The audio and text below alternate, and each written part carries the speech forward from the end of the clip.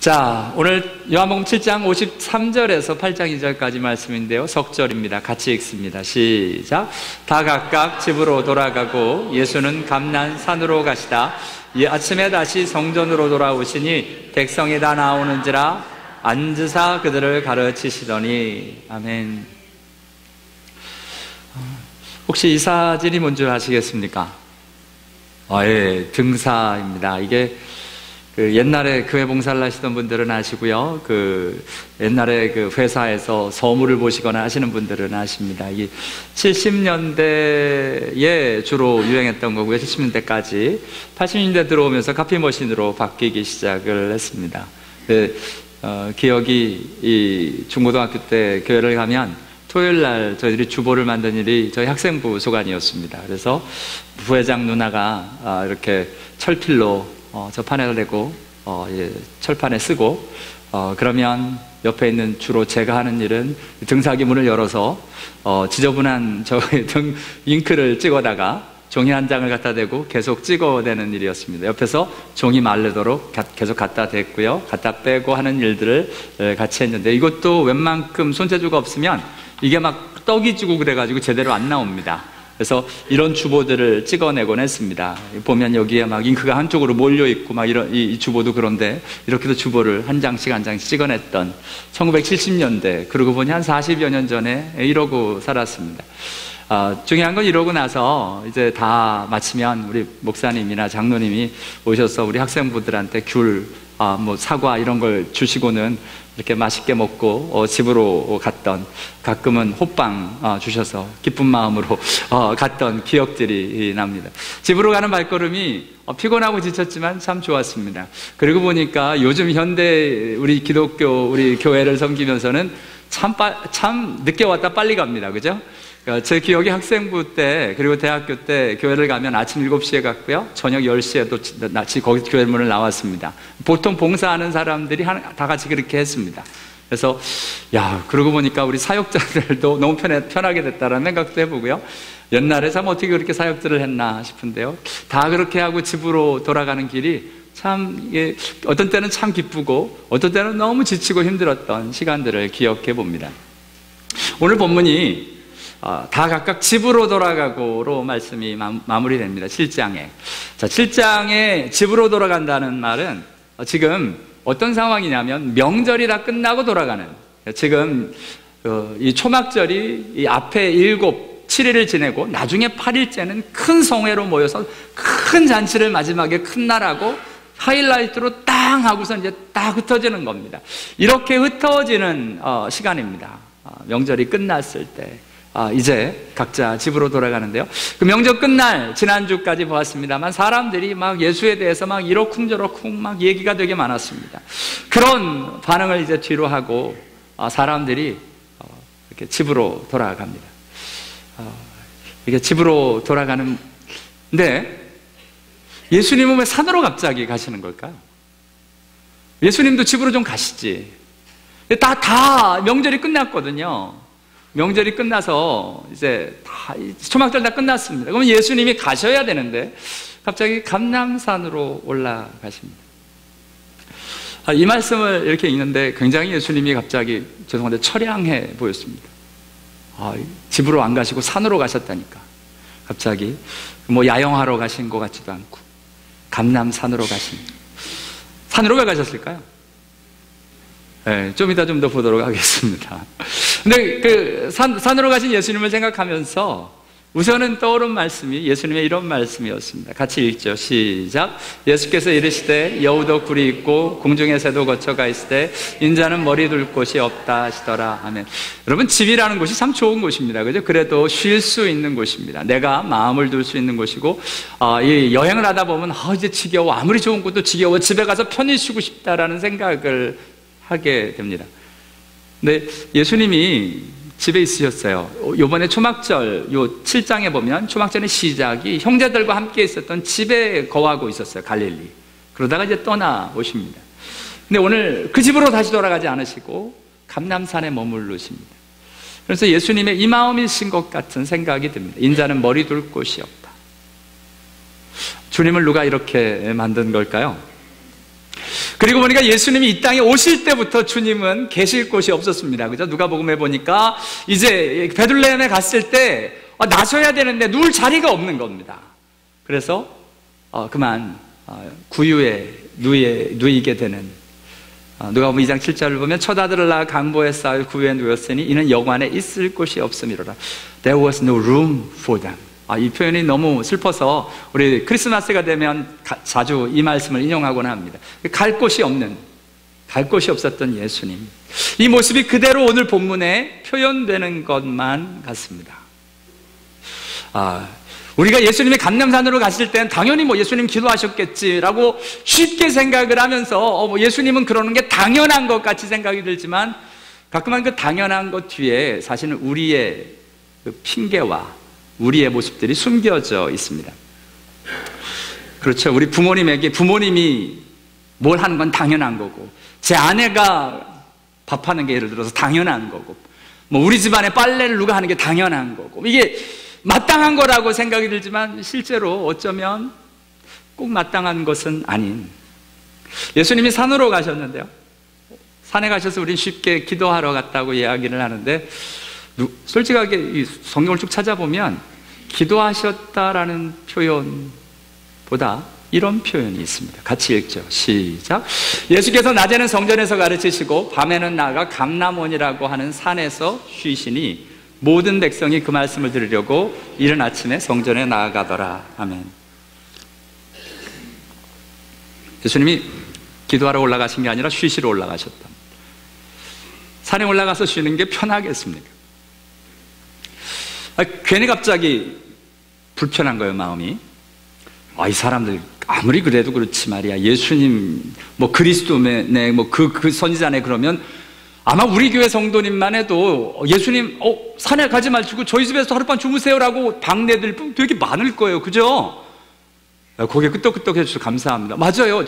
그럴 것 같은데 그런 일이 안 일어나는 거예요. 지금 죄송한데 산에 가서 쉬시고 내려오시는 거예요. 지금 오늘 본문에도 사실 예수님이 가서 기도하셨다라는 표현이 아니에요. 그죠? 그냥 산으로 가셨다고만 되어 있습니다. 우리 생각에 산에 갔으니까 기도하셨겠지라고 생각을 하는 거예요. 우리 생각이고요. 왜냐하면 예수님은 거룩한 분이시니까 기도하셨을 거예요. 기도하셨을 겁니다. 예수님이 산에서만 기도하셨겠습니까? 집에서 주무시면 기도 안 하시나요? 우리는 그럴 수 있죠. 우리는 새벽 기도 나오면 기도하고 집에서 아침을 하면 주로 자고 하는 우리의 모습이니까 쉽게 그렇게 생각이 들면 예수님은 아니실 겁니다. 집에 가셔서도 기도하셨을 겁니다. 그러면 왜 집에 가지 못하신 걸까요? 성경은 요한복음에서는 이런 모습으로 이야기가 되어집니다. 같이 읽죠. 시작. 자기 땅에 오매 자기 백성이 영접하지 아니하였으나. 영접하지 않았다는 겁니다. 좀 생각해 볼 필요가 있습니다. 예수님을 홀대하고 있는 사람들에 대해서. 누가복음에 보면 예수님을 영접한 사람들이 있습니다. 바로 이 바리새인인데요, 자기 집에 초청을 했습니다. 예수님을 잡수시기를 청하시면서 집에 초청해 놓고 이 바리새인이 홀대를 하는 거예요. 여러분, 집에 초청을 하면 손님 오시면 오늘 저녁에 우리 장로님들 저희 집에 오시는데, 그래서 지금 어제 막 청소하고 난리를 쳤습니다. 근데 잔디 정리를 못해서 비 오는 바람에 그래가지고 걱정입니다. 빨리 가서 잔디 좀 정리를 해야 되네, 창피하게. 근데 손님들이 오시면 집 정리를 합니다. 그런데 나름대로 이렇게 섬길 준비를 하잖아요. 근데 왔는데 씻을 물도 주지 않았다는 겁니다. 사막을, 광야를 다니기 때문에 먼지가 투성인데 집안에 들어올 때 씻도록 배려를 해주지도 않고, 왔을 때 입맞춤 막 허가하고 이렇게 환대를 좀 해줘야 되는데 그런 것도 없었고요. 이 사람은 내 머리에 감람류도 보지 않은, 마땅히 들어오면 예를 들어서 집안에 가만히 있으면 우리 집 강아지 있어서 냄새 날 테니까 초도 켜놓고 이 향내 나도록 할 텐데 그런 거 전혀 없이 지저분한 냄새 다 있도록 그냥 내버려 두는 겁니다. 기분 나쁘게 사람 초대해놓고. 여러분, 이런 집에 가면 다시는 가고 싶지 않을 겁니다. 근데 예수님은 초대해놓고 예수님 영접해놓고 지금 이 짓을 하고 있는 겁니다. 그런데 거기에 손가락질하고 한 여인이, 소위 창녀라고 하는 이 여인이 예수를 씻을 물도 주지 않았던 이 사람 앞에서 눈물로 발을 적시고 머리털로 발을 닦고 입 맞추지 환대하지 않는데 이 사람은 낯자국 들여서 발에 입 맞추고, 감람유도 붓지 않는데 향유를 쏟아 붓는 이 여인의 모습에 대해서 이야기를 합니다. 저와 여러분은 예수를 영접해놓고 혹시 예수를 홀대하고 있는 건 아닐까요? 저와 여러분 예수 영접하셨잖아요, 그죠?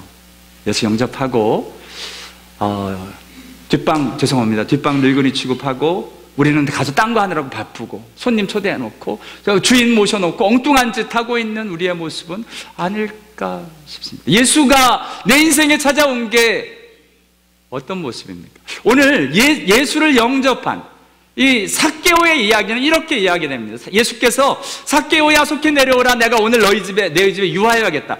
야, 여러분, 삭개오는 참 복된 사람입니다. 하나님 예수님 보시고 네 집에 나가 좀 가자라고 이야기하시는 거예요. 여러분, 누구에게 선뜻 천한 형제 내가 오늘 천한 형제 집에 갈게 라고 편하게 얘기할 수 있는 관계가 된다면 되게 편한 관계입니다. 그죠? 되게 좋잖아요. 딴 게 아니라 예수님이 그렇게 얘기를 하신다면 이 삭개오 마음을 보시고 지금, 왜냐하면 왜 그 집에 가길 편하시고 그 집에 가시겠다고 하냐면 예수 오시는 걸 즐거워하며 영접하는 거예요. 예수 오신 데는 너무 즐거운 거예요.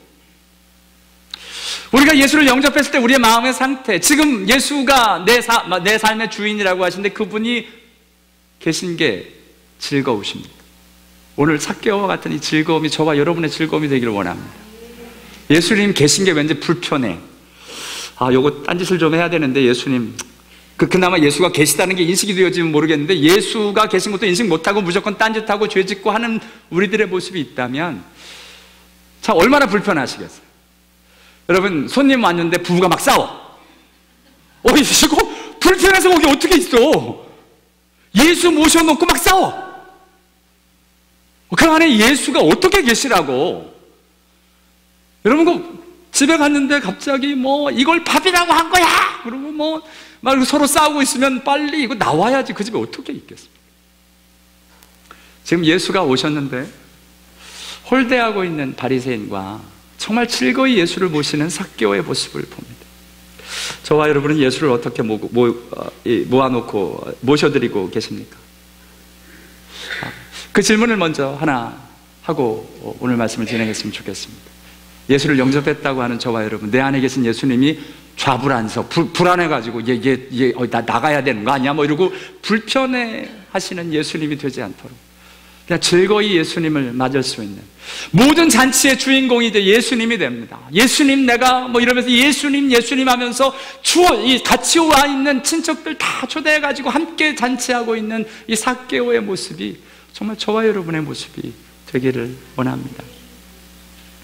오늘요, 예수님이 다 집으로 가는데, 사람들은 다 집으로 가는데 예수님은 산으로 가셨어요. 되게 이 말씀을 너무 처량해서, 예수님, 에이씨, 나쁜 사람들, 좀 집으로 모시지. 산으로 가게 하냐. 잔치들 끝났다고 피곤했겠지.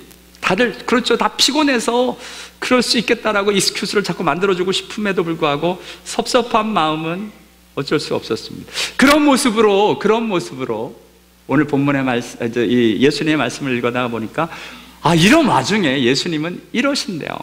같이 읽습니다. 시작. 볼지어다 내가 문 밖에 서서 두드리노니 누구든지 내 음성을 듣고 문을 열면 내가 그에게로 들어가 그와 더불어 먹고 그는 나와 더불어 먹으리라. 아멘. 문 밖에 서서 두들기는 예수님의 모습이 왜 그렇게 속상하고 힘든지 모르겠어요. 예수님에 대해서 이렇게 계속 이야기를 하십니다. 자기 백성이 영접하지 아니하였으나 영접하는 자, 영접하지 않는 사람과 영접하는 사람, 이렇게 막 들어가고 있는 예수님의 모습을 보게 됩니다. 그런데요, 사실 이 집으로 산으로를 생각을 하면서 저는 예수님에 대해서 막 이렇게 하면서 그 나쁜 놈들 막 이런 생각이 딱 드는데, 오늘 본문을 쭉 읽어보면, 이제 다음 주에 나눌 본문을 읽어보면 예수님이 갑자기 이런 말씀을 하셔요. 죄 없는 자가 먼저 돌로 치라. 꼭 이 말씀을 읽으면서 그래 너는 잘하냐, 니나 잘해라, 이런 말씀을 자꾸 들려요. 그 사람들 뭐라 그러지 말고 니나 예수님 영접했으면 예수님 섭섭하게 하지 말라라고 자꾸 들려. 그러면서 예수님 또 이렇게 얘기를 하십니다. 나도 너를 정죄하지 아니하노니. 이 말씀을 하시면서 그때 나를 산으로 가도록 가만히 둔 그 사람, 그런 거 그런 거 가지고 난 섭섭해하고 힘들어하지 않는다? 라고 이야기하는 것처럼 들리는 거예요. 왜요? 예수님이 이렇게 이야기하시거든요. 예수는 그의 몸을 그들에게 의탁하지 아니하셨으니 이는 친히 모든 사람을 아시며, 사람이 어떤지를 안다는 거예요. 그래서 예수님은 그런 거 가지고 마음 상해하고 힘들어하고 왔다 갔다 안 한다는 거예요. 그러면서 예수님이 이야기하십니다. 나는 내가 혼자 있는 것이 아니라 아버지께서 나와 함께 계시니까 괜찮아. 사람들이 나를 집으로 초대 안 해서 산으로 갈 수밖에 없지만, 가야 하지만, 가서 기도하느라 올라간다는 핑계를 대고 올라가시지만 괜찮아, 난 아버지가 계시거든 이라고 말씀하시는 것 같습니다. 그런 모습을 보면서, 오늘 그런 모습을 보면서 참 우리 예수님은 다르다라는 생각을 또 해봤어요. 왜냐하면 저와 여러분 안 그러세요? 요즘 이렇게 성도님들을 같이 대하고 제 모습도 보고 하면 사람들이 그렇게 섭섭해해요.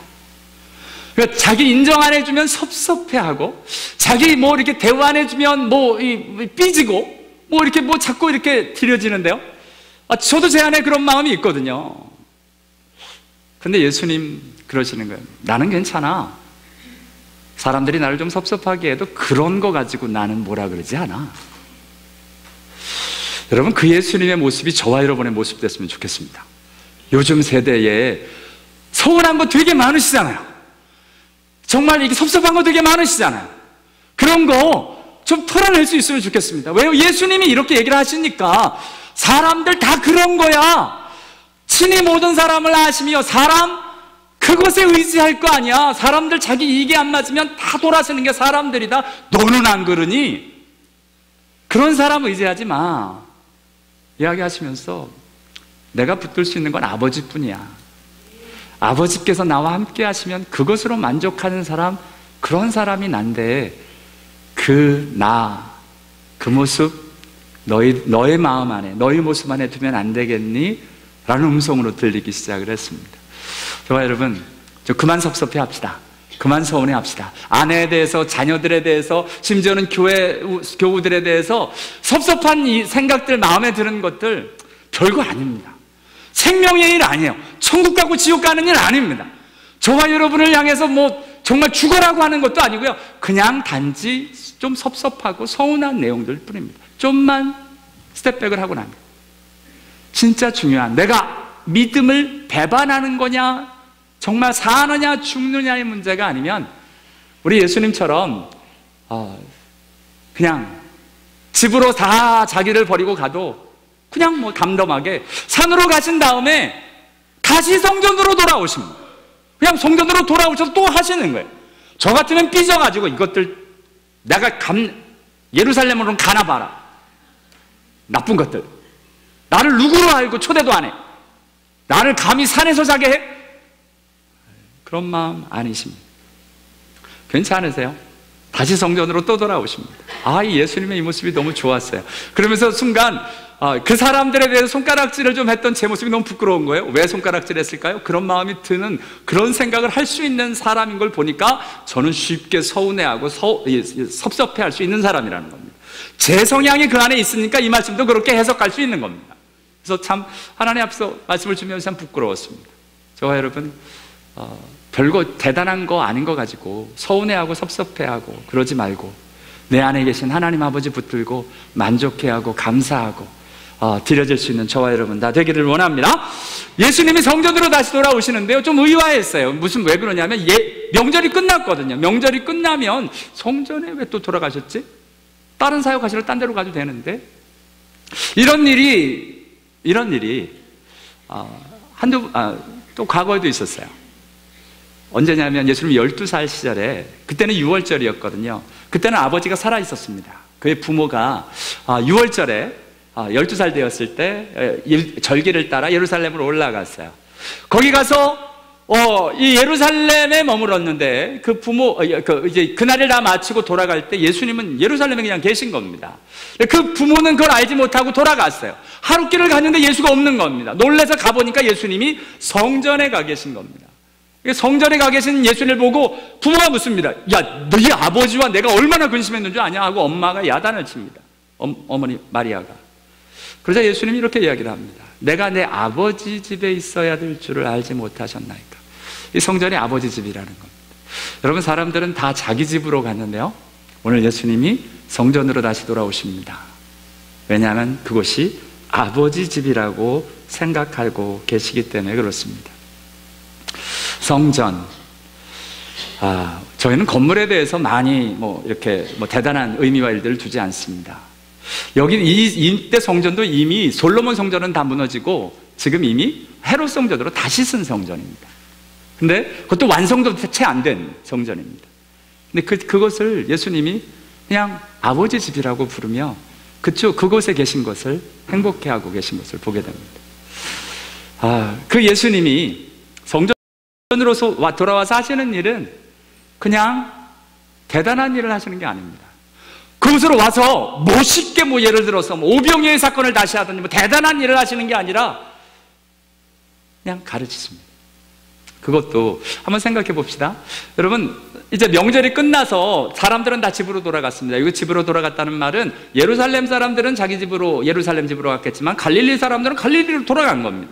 그럼 무슨 말이냐면 성전에 어제만큼 당연히 모이는 숫자가 없습니다. 당연히 줄어듭니다. 어제는 명절에 바글바글 했습니다. 60만 명 정도가 모였을 거라고 생각들을 합니다. 근데 지금 다 돌아가고 예루살렘 사람들 중에 이젠 본업으로 다 돌아가야 되고 그나마 성전에 나오는 사람들 몇만 데리고 지금 말씀을 가르치는 겁니다. 예수님 눈에는 그것이 문제가 되지 않았습니다. 사람들의 수가 문제가 되지 않았습니다. 하나님의 앞에 나오는 그 사람들에 대해서 예수님이 가르치시고 하나님의 일들에 충실하고 있는 걸 보게 됩니다. 저와 여러분은 수에 되게 예민합니다. 분위기에 되게 예민합니다. 그러니까 분위기에 좋으면 막 올라갔다가 분위기 다운되면 같이 막 다운되고, 사람들이 많이 모이면 막 신났다가 사람들 안 모이면 또 코가 석자고, 이런 모습으로 드렸는데, 오늘 예수님은 자기를에 대해서 뭐라 그러든지 산으로 가든지 서운한 것도 없어 보이시고, 다시 성전으로 돌아와서 사람이 많든 적든 상관없이 그곳에서 당신이 해야 될 그 일들을 묵묵히 하고 계신 예수님의 모습을 저와 여러분이 만납니다. 그 모습이 너무 좋습니다. 저와 여러분이 믿고 따라가는 예수님의 모습이 그것입니다. 분위기로 확 띄우고, 분위기 없으면 확 가라앉고, 숫자 많이 모이면 신나고, 숫자 없어지면 그런 거 말고, 예수님 지난주에 우리 봤습니다만 그리스도, 이 메시아 그리스도의 모습은 기름 부음 받은 자였습니다. 그죠? 기름 부음 받은 자. 하나님이 예언하신 메시아는 기름 부음 받은 자인데, 기름 부음 받은 자가 세 가지 있었죠. 그죠? 우리 제사장, 왕, 선지자가 기름을 부음을 받았습니다. 그리고 이 모습답게 그리스도 기름 부음 받자답게 제사장, 왕, 선지자에 대한 예언의 말씀이 그대로 있었습니다. 메시아에 대한 말씀인데, 그 선지자로 올 거다, 영원한 제사장으로 오실 것이다, 왕이 되어, 만왕의 왕이 되어 다스리고 세상과 정의와 공의를 다스리는 그분이 메시아 그리스도시다라고 이야기를 하십니다. 선지자, 그 선지자, 지금 예수님의 공생의 시대 때 예수님이 하시는 모습이 그 선지자의 역할이었습니다. 이건 순서도 이렇게 예언되어져 있는데요, 신명기, 시편, 예레미야서에 각각 모세오경과 시가서와 그다음에 선지서에 각각 예언되어져 있길, 그 선지서, 그 선지자, 그 선지자의 역할은 뭐냐? 내 말을 그 입에 두리니 내가 그에게 명령하는 것을 그가 무리에 다 말하리라. 하나님의 말씀을 증거하고 말씀을 가르치고 말씀을 선포하고 전파하는 자로 세우신 게 그 선지자였습니다. 영원한 제사장, 예수님의 십자가의 죽음으로 영원한 제사장의 길을 이제 가십니다. 그건 예수님의 십자가의 죽음부터 시작이 됩니다. 그리고서 만왕의 왕으로 오시는 그 예수님, 재림하여 오시는 그 예수님까지 세 가지 그리스도의 모습이 이렇게 예언되어져 있습니다. 근데 오늘 예수님이 그냥 그 선지자의 역할을 충실하게 감당하십니다. 이 공생의 시간에 예수님이 하셨던 세 가지 사역을 마태복음에서는 가르치시고 전파하시고 고치시는 내용에 대하여 계속 반복하여 이야기를 하십니다. Teaching, Preaching, Healing에 대해서 이야기하십니다. 이 모습은 철저히 선지자, The Prophet에 가지고 있는 그 역할의 모습을 나타냅니다. 오늘 본문에 예수님은 그 역할 하시는 겁니다. 제사장 역할 못 하시고요, 아직 만왕의 왕 역할 안 하십니다. 그거는 그때 맞춰서 해야 될 일이고, 지금 그 선지자로 오셔서 지금 마땅히 그 일을 감당하고 계신 것을 보게 됩니다. 맞습니다.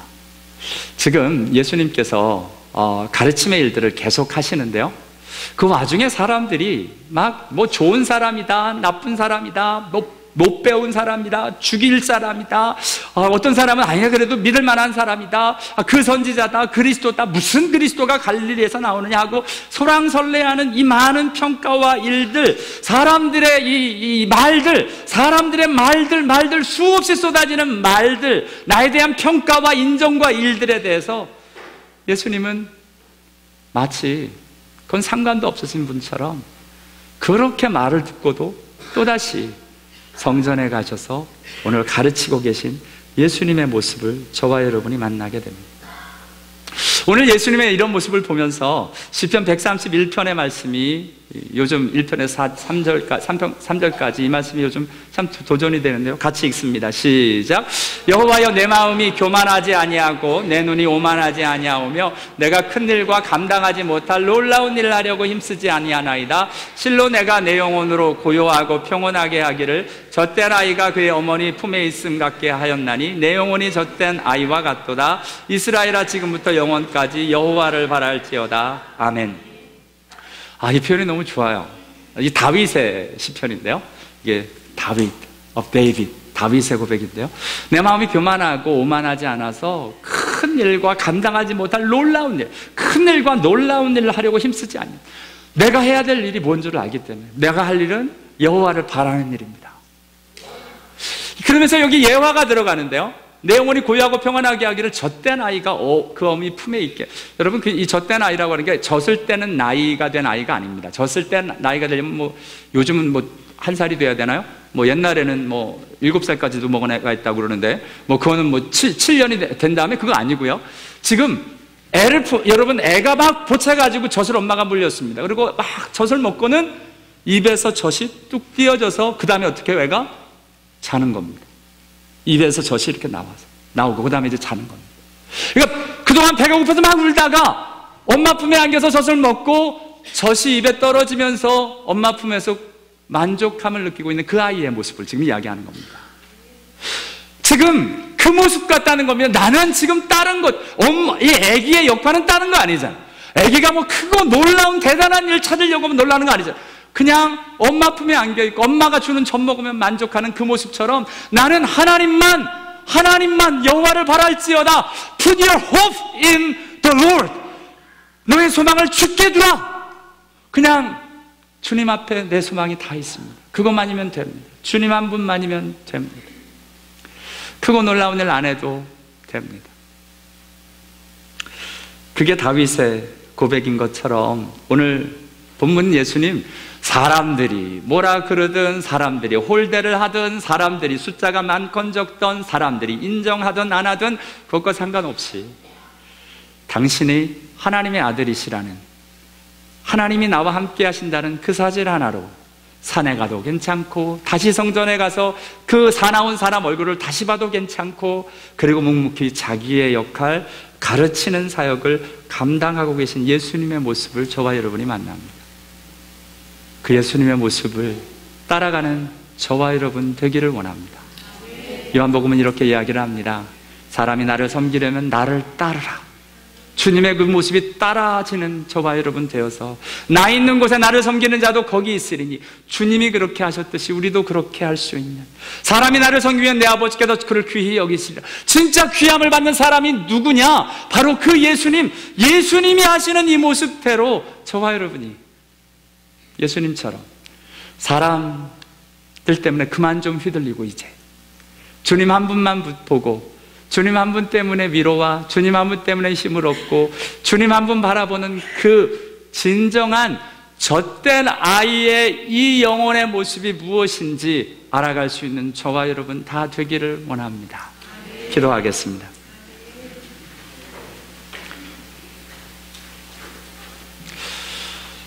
하나님 아버지, 맞습니다.